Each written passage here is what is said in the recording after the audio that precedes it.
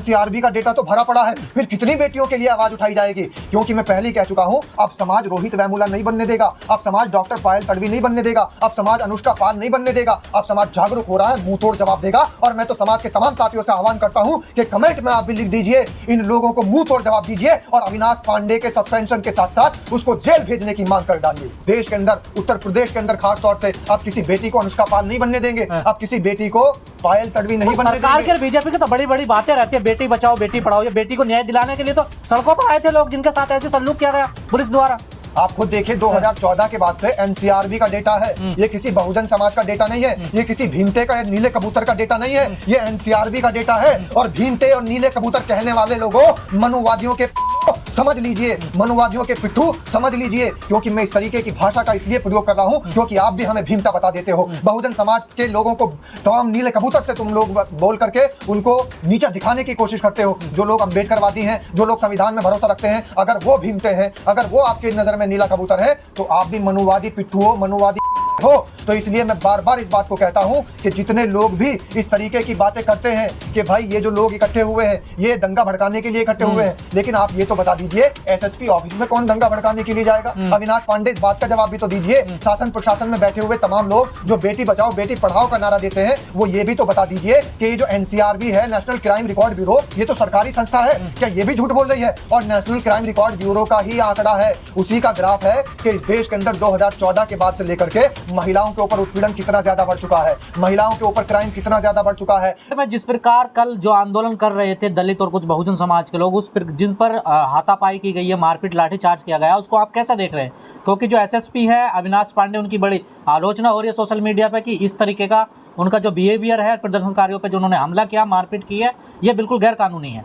देखिए, पहली बात तो वो एसएसपी बनने लायक इंसान ही नहीं है, जिसके अंदर इस देश के संविधान की जरा सी भी गरिमा ना हो, जिसके अंदर बाबा साहब भीमराव अंबेडकर का समतामूलक शासन लागू करने का कोई कानून मानने को जो कोई तैयार ना हो, उसे कहां से एसएसपी कहा जा सकता है? पहली बात तो इनसे ये पूछना चाहिए कि जब तुमने एसएसपी बने थे, आईपीएस बने थे, तो तुमने शपथ किस बात की ली थी? शपथ में तुमने क्या क्या बातें कही थी? इस देश के अंदर गरीब लोगों को, असहाय लोगों को और ऐसी बलात्कार पीड़िता को जिसको अभी तक इंसाफ नहीं मिला, अगर उसके लिए कोई आवाज उठाता है तो उसको थप्पड़ बरसाए जाएंगे, उसको मारा जाएगा, उसको प्रताड़ित किया जाएगा। ये कहां का कानून कह रहा है? ये देश है, भारत देश, ये कोई तालिबान नहीं है कि यहाँ पर अविनाश पांडे का कानून चलेगा। यहाँ बाबा साहब भीमराव अंबेडकर का कानून चलता है, यहाँ संविधान का कानून चलता है। ये डेमोक्रेटिक कंट्री है, ये मनुस्मृति से चलने वाला देश नहीं है। वो बात आप भूल जाइए। जिस समय मनुवादियों ने जुल्म ढाए थे, जिस समय मनुस्मृति की यहाँ पर जो है लीला रची जाती थी, उसका जो है कार्यकलाप चलता था, अब ये देश संविधान से चलता है। इन समझ लेना चाहिए इन अविनाश पांडे को कि 1950 के बाद में इस देश के अंदर गणतंत्र लागू हो चुका है। ये देश अब संविधान से चलता है, ये देश मनुस्मृति से नहीं चलता है। मनुवाद की विचारधारा त्याग देनी चाहिए, वरना तो आईपीएस का ये जो पद है इसको त्याग दें। अगर मनुवाद नहीं त्याग सकते तो फिर ये एसएसपी का पद त्याग देना चाहिए। और इस तरीके के एसएसपी को जो खुलेआम गुंडागर्दी करते नजर आ रहे हैं, आप देखिए सोशल मीडिया पर तमाम वीडियो तैर रही हैं, इनकी गुंडागर्दी पर अंकुश लगाने के लिए इनके खिलाफ कड़ी कार्रवाई होनी चाहिए। और मैं ये कह रहा हूं कि तबादले से काम नहीं चलेगा पत्रकार महोदय, सस्पेंशन से काम नहीं चलेगा, इनको जेल में डालना पड़ेगा। ऐसे ऐसे जो गुंडे हैं, जो वर्दी के अंदर छुपे हुए गुंडे हैं और वर्दी के अंदर वर्दी के भेष में छुपे हुए गुंडे गुंडाई करते सरेआम नजर आ रहे हैं, ऐसे लोगों का सही स्थान जेल होना चाहिए। अरे आंदोलनकारियों ने सड़क जाम कर दी, इसलिए उनको देखिए करना पड़ा। सड़क जाम करना भी एक प्रावधान है, आंदोलन भी एक प्रावधान है संविधान का, लेकिन मारपीट करना कौन सा प्रावधान है? कौन से अनुच्छेद के तहत इन्होंने मारपीट कर दी? कौन से अनुच्छेद के तहत इन्होंने उनके मुंह पर तमाचे बरसाए हैं? कौन से अनुच्छेद के तहत इन्होंने गाड़ी के अंदर बंद करके पुलिस की उनके अंदर उनको लात घूसे बरसाए हैं? ये कौन सा कानून है? ये भी तो समझा दीजिए।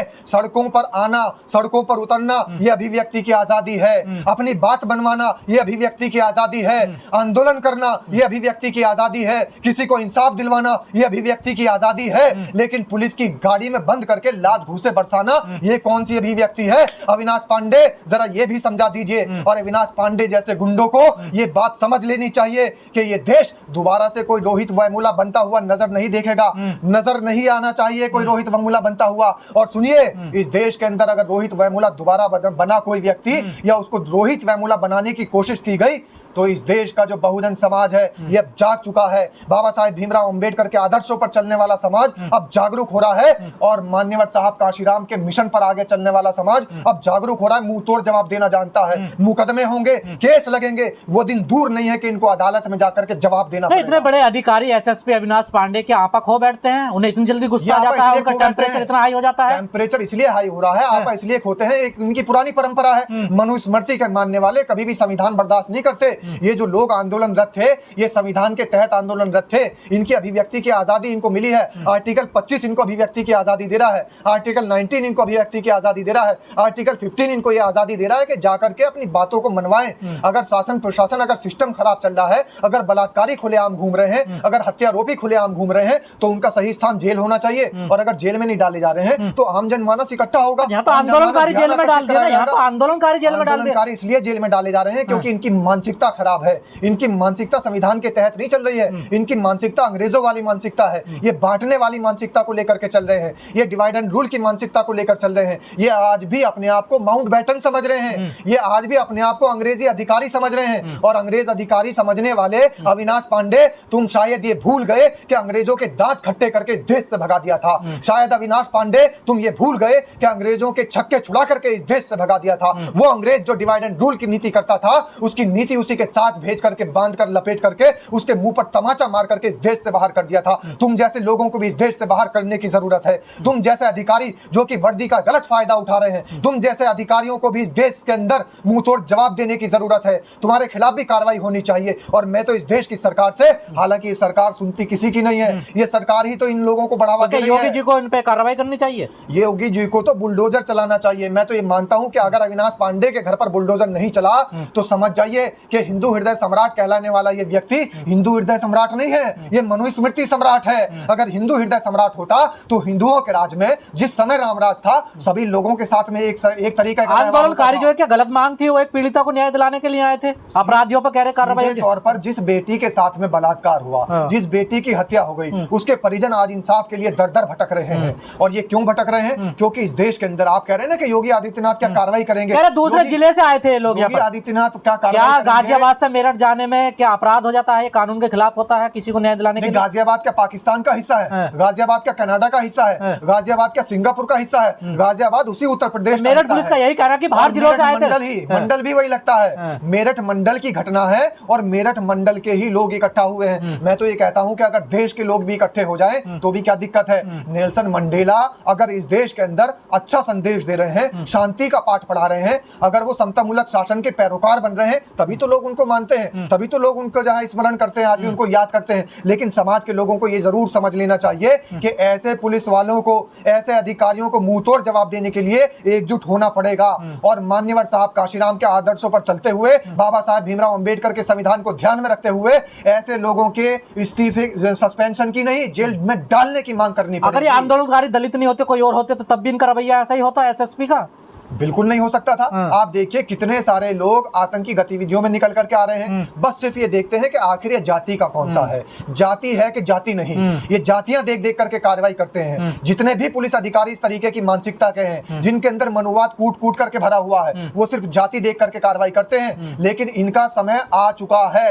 ये देश संविधान से चलता है, ये बहुजन समाज जागरूक हो रहा है और मुंह तोड़ जवाब देने के लिए जिस तरीके से वहां पर जो गए थे लोग, उनको उठा करके पीट दिया गया, जेल में ठूस दिया गया, उन पर लात घूंसे बरसाए गए। समाज के एक व्यक्ति को मारोगे, 10 व्यक्तियों को मारोगे, इस समाज का हर व्यक्ति अब खड़ा हो जाएगा अविनाश पांडे के खिलाफ, उन बलात्कारियों के खिलाफ, उन भ्रष्टाचारियों के खिलाफ जिन्होंने हमारे समाज की बेटी के बलात्कार करके उसको मौत के घाट उतार दिया। आप देखिए अनुष्का पाल के हत्यारे, उनके साथ क्या हो रहा है। उसी मंडल के अंदर एक हमारे ही समाज की बेटी अनुष्का पाल, जो इस देश का गौरव बढ़ा रही थी, जो इस देश का मान सम्मान बढ़ा रही थी, राष्ट्रीय खिलाड़ी थी कबड्डी की, इस देश का अभिमान बढ़ाने के लिए खेल रही थी, लेकिन मौत के इन दरिंदों ने उसको भी मौत के घाट उतार दिया। चंद रुपयों की खातिर गुंडों ने मौत के घाट उतार दिया। तो इस देश के अंदर, उत्तर प्रदेश के अंदर खास तौर से अब किसी बेटी को अनुष्का पाल नहीं बनने देंगे, अब किसी बेटी को पायल तड़वी नहीं बनने देंगे। सरकार के बीजेपी की तो बड़ी बड़ी बातें रहती है, बेटी बचाओ बेटी पढ़ाओ। ये बेटी को न्याय दिलाने के लिए तो सड़कों पर आए थे लोग, जिनके साथ ऐसे सलूक किया गया